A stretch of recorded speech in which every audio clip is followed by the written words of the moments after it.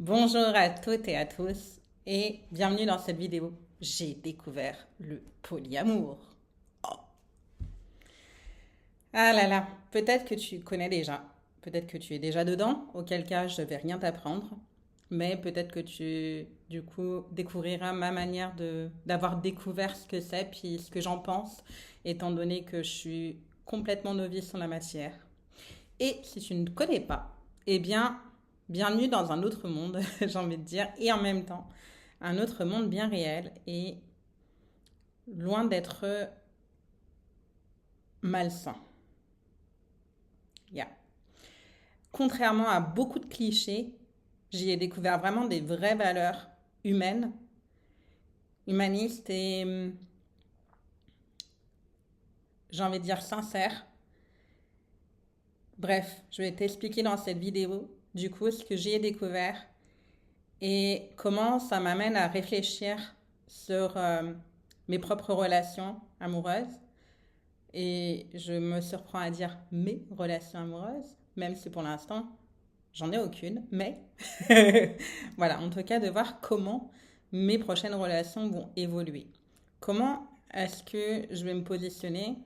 Aujourd'hui, je tiens à préciser que je suis plutôt monogame, une ancienne très jalouse. Et possiblement encore, alors je pense que ma jalousie est devenue beaucoup plus raisonnable, heureusement. Mais en tout cas, voilà où je me situe aujourd'hui. Cette vidéo, elle est un petit peu hors série, entre guillemets, puisque pour me présenter, si tu ne me connais pas encore, je suis mentor coach en résilience, accompagnante spirituelle et j'accompagne à retrouver la paix intérieure après avoir vécu des chocs émotionnels comme un décès, comme une séparation, une perte de sens aussi. En fait, tout ce qui est du domaine de la perte, que ça soit une perte relationnelle, aussi potentiellement professionnelle, bref. Si tu vis des difficultés, surtout émotionnelles, en tout cas si dans ta vie c'est compliqué, que tu as du mal à renaître de tes cendres, tel le phénix, eh bien, et que c'est ton envie, eh bien, je suis là pour t'accompagner à retrouver l'apaisement, la sérénité, la paix intérieure. Si je fais ce live qui est j'ai découvert le polyamour, ce n'est pas complètement hors sujet. C'est-à-dire que, comme je l'ai dit récemment, choix aligné égale paix intérieure, sérénité.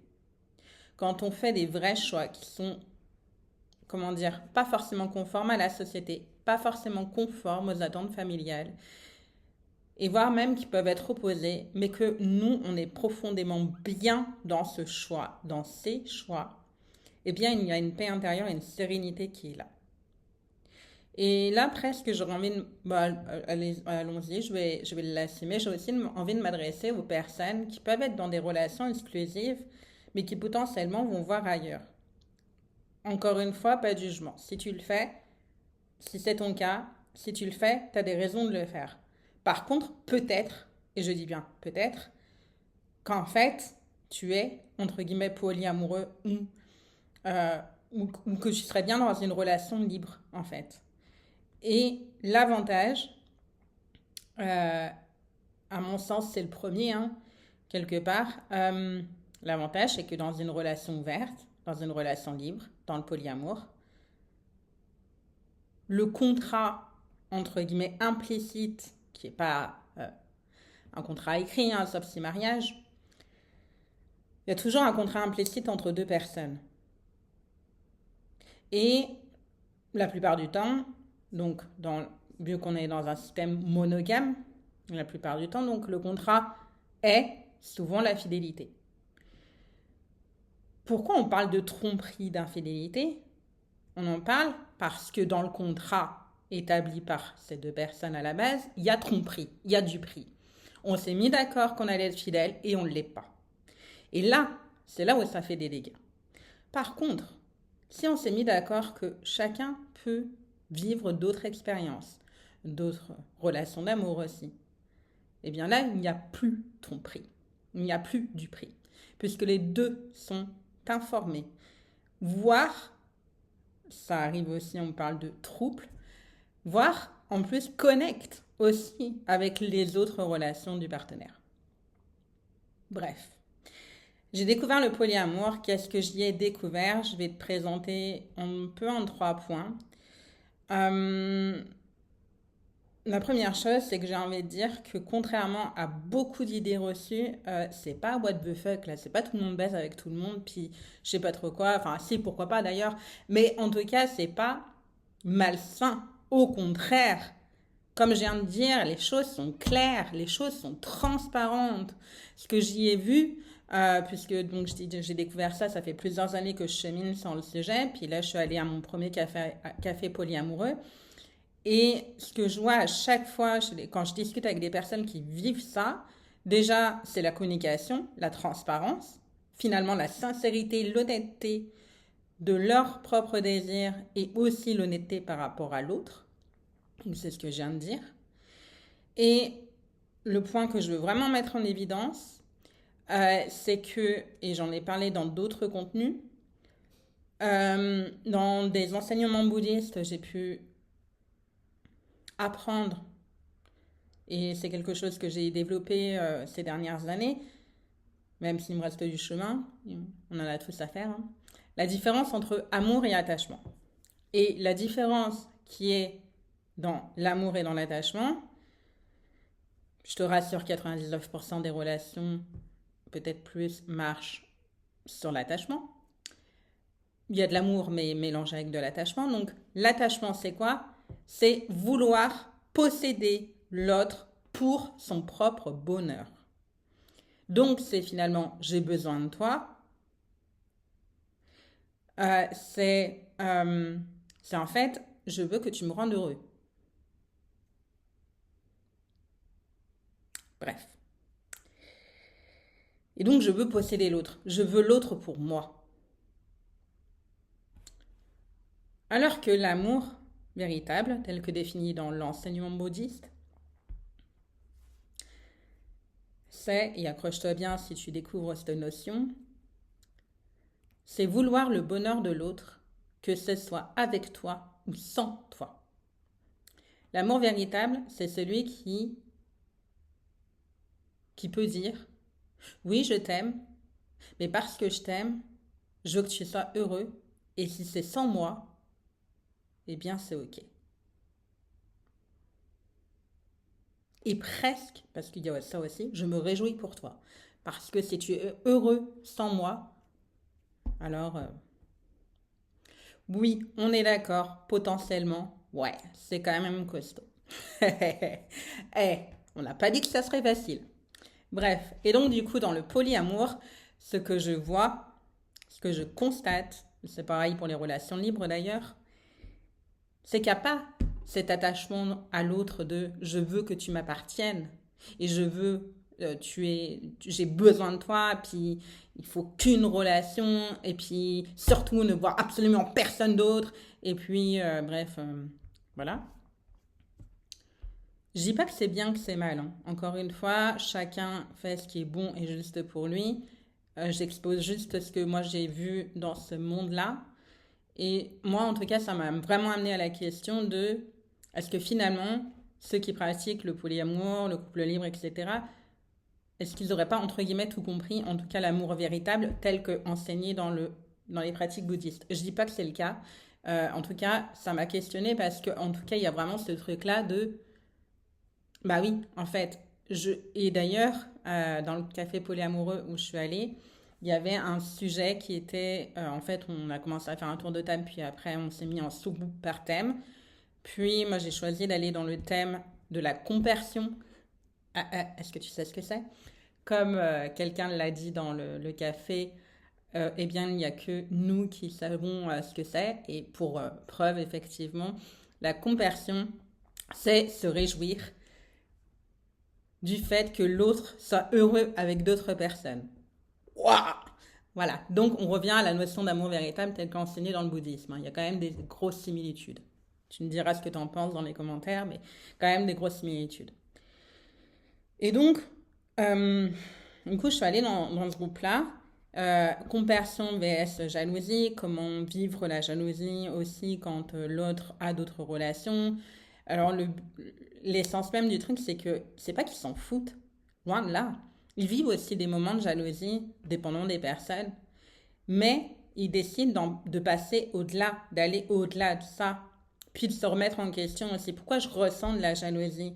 Parce que, comme ça a été dit dans le groupe, la jalousie, c'est de soi à soi. C'est souvent un manque de confiance ou d'estime ou autre, mais en tout cas, c'est dans sa relation avec soi-même. C'est j'ai peur de perdre l'autre, euh, j'ai peur que l'autre finalement se désintéresse de moi. Bref, il peut y avoir plein de raisons, mais en tout cas, souvent aussi ce que j'ai remarqué, c'est au final, il y a beaucoup de ce truc-là de remettre en question ce que je peux ressentir. Mon bonheur, mon malheur, ce n'est pas de la faute de l'autre ou grâce à l'autre. Je laisse infuser là-dessus. Donc voilà, c'est ce que j'avais envie de te partager pour commencer. Enfin, pour continuer, pardon. Et du coup, bah, tu pourras me dire dans les commentaires ce que tu en penses, si tu as déjà connu, si tu connais déjà bah, ce type de relation, si ça te pose question aussi, comme moi, du coup, parce que je suis vraiment en questionnement, même si je pense que je suis plutôt exclusive, mais franchement, je me pose des questions. Voilà, je n'aurais jamais cru dire ça, n'est-ce pas?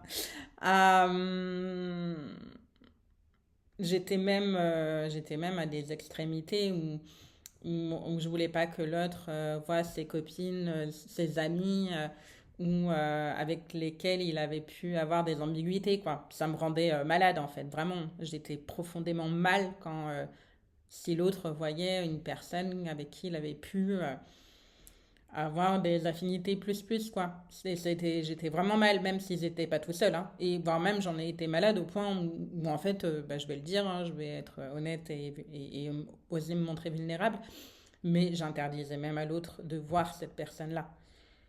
Donc je reviens très très très très loin. Donc c'est une grande victoire pour moi d'en être à me poser ces questions-là aujourd'hui.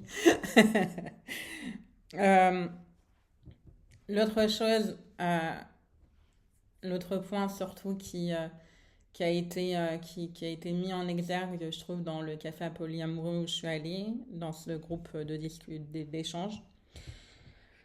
Et je pense qu'on a beaucoup à apprendre de ça. Euh, le couple conventionnel, à mon sens, donc couple conventionnel, couple exclusif, hein, au jour d'aujourd'hui, a beaucoup à apprendre de ça. Et c'est aussi pour ça que certaines personnes peuvent devenir polyamoureux, je pense. C'est, prépare-toi, euh, c'est le fait que on ne peut pas répondre à 100% des attentes et des besoins de l'autre. Et de même, la personne avec qui on est ne peut pas répondre à 100% de nos attentes et besoins. Je répète, on ne peut pas répondre à 100% des besoins et des attentes de l'autre, et l'autre ne peut pas répondre à 100% de nos attentes et besoins. Alors là, j'en vois arriver avec oui, mais moi, je comble avec mes amis ces besoins et ces attentes-là. Mais tu as certainement, et tu me diras ce qu'il en est, des attentes et des besoins dans une relation amoureuse. Est-ce que ces attentes et besoins sont comblés? Est-ce que c'est Est-ce qu'il y a des zones où tu t'oublies? Est-ce qu'il y a des zones où tu te dis c'est pas grave, mais au final, au fur et à mesure des années, ça le devient? Bref, je t'invite à réfléchir là-dessus. En tout cas, je trouve que c'est aussi un poids qui peut se libérer de je n'ai pas à répondre à 100% des attentes et des besoins de l'autre. Étant moi-même tout ou rien, j'attendais tout de l'autre et je voulais tout donner. Je peux te dire que les relations de merde que j'ai vécues, j'en ai vécu un bon paquet. Donc voilà. C'est pour ça que j'ai énormément cheminé sur le couple ces dernières années. Et notamment, comme je te le disais, sur ces questions de relations plurielles. Parce que je trouve qu'en tout cas, elles m'ont beaucoup apporté, beaucoup fait réfléchir. Donc voilà. Du coup, voilà, est-ce que finalement, j'ai besoin d'avoir plusieurs relations pour répondre à 100% de mes attentes et de mes besoins? C'est une question du coup que je te pose là et que je me pose aussi effectivement. Ou pas? Tu vois, est-ce que...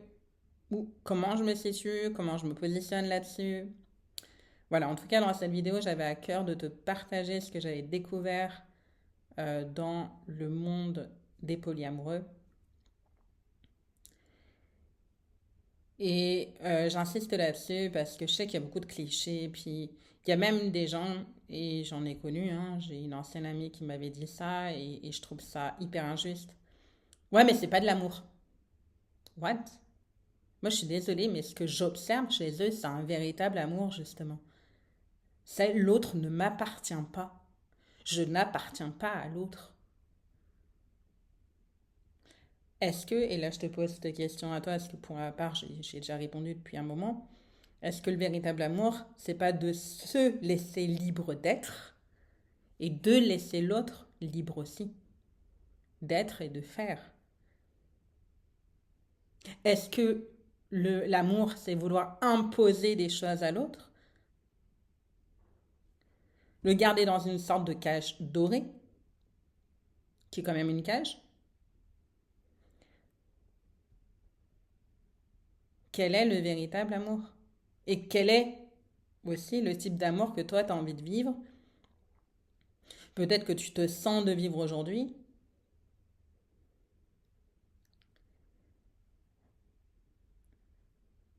Et aussi, et en tout cas moi je suis vraiment en questionnement là-dessus, de se dire oui, c'est normal qu'il y ait des peurs. Puis des peurs, tu sais, à chaque fois qu'on sort de sa zone de confort, il y a une zone de peur. Et des peurs, on en aura toujours, quel que soit le domaine. Après, est-ce que je décide d'aller au-delà de la peur ou est-ce que je reste dans ma zone de confort? Et encore une fois, il n'y a pas de jugement là-dedans.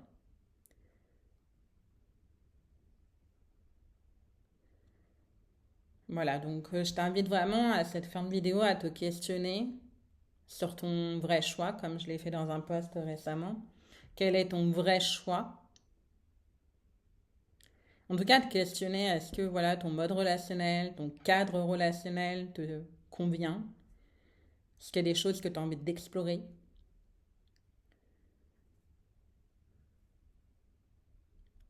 Et voilà, pour ma part, en tout cas, c'est un domaine. Voilà, je vais retourner à d'autres cafés, etc. Parce que vraiment, j'ai envie de creuser toutes ces questions-là. Et, euh, et je m'ouvre à la possibilité de tester ce type de relation, en fait. J'ai un peu bugué là, mais j'ai envie d'expérimenter et d'y aller à mon rythme. Mais en tout cas, voilà, il est possible que j'expérimente ce type de relation parce que j'ai envie de voir si ça me convient ou pas, en fait. Ou pas. Et il se peut que je reste dans mon mode exclusif parce que... mais en tout cas, là où je suis contente, c'est que j'aurais interrogé ce mode-là. Et c'est ok de rester, comme je disais, hein, je l'ai dit dans plusieurs vidéos, notamment dans l'interview que j'ai fait avec Alain Théo en août.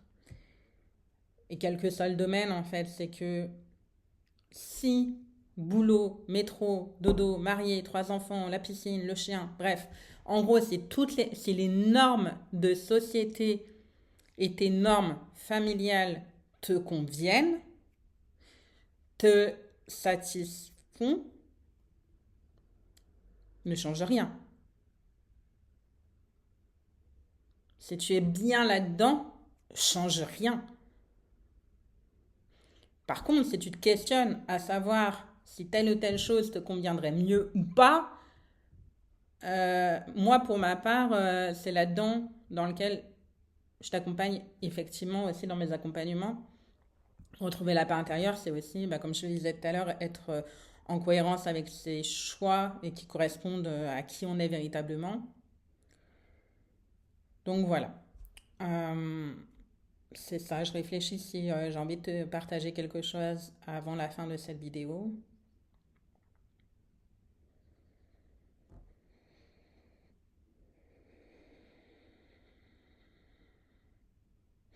Vraiment, suis tes élans de vie, de vie. Il y a beaucoup de, il y a des citations là-dessus sur le fait qu'on peut être très vieux dans un corps de très jeune et inversement. Et ça arrive souvent parce qu'on a arrêté de vivre. On a arrêté d'aller vers là où il y a de l'expansion en soi. Et l'expansion, c'est pas confortable. Ça allait là où il y a de la vie, là où il y a de l'envie, d'ailleurs, envie.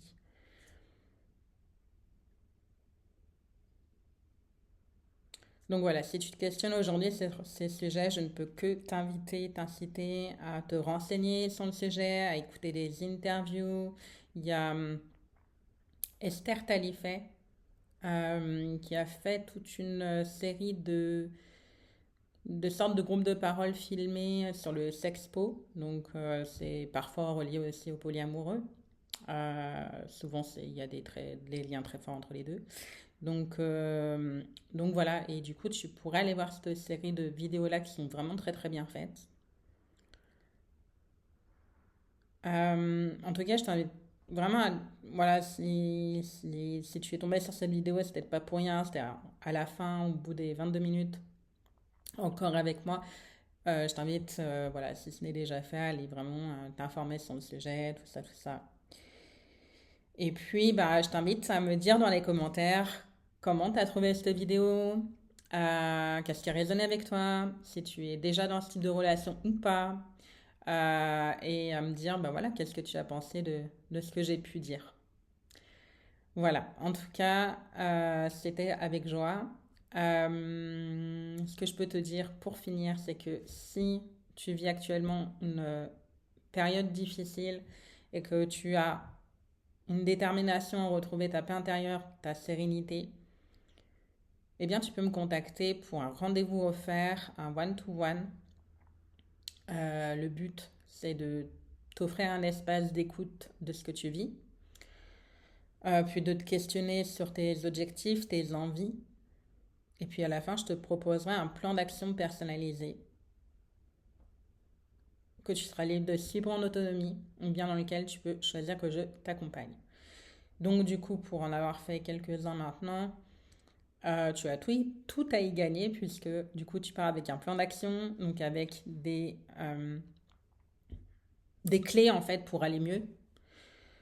Donc voilà, et du coup après tu peux aussi choisir, bah voilà, j'ai envie d'être accompagnée là-dedans, est-ce que tu peux m'aider? Et du coup, bah, auquel cas je te parlerai de mon offre. Voilà, je te dis à très bientôt. Oui, tu peux me contacter via l'adresse mail qui est dans les commentaires, enfin dans les commentaires, dans la description de cette vidéo. Voilà. Je te dis à bientôt, prends soin de toi et casse les codes de société et les, pardon, casse les schémas de société et les schémas et tes schémas familiaux s'ils ne te conviennent pas. À bientôt.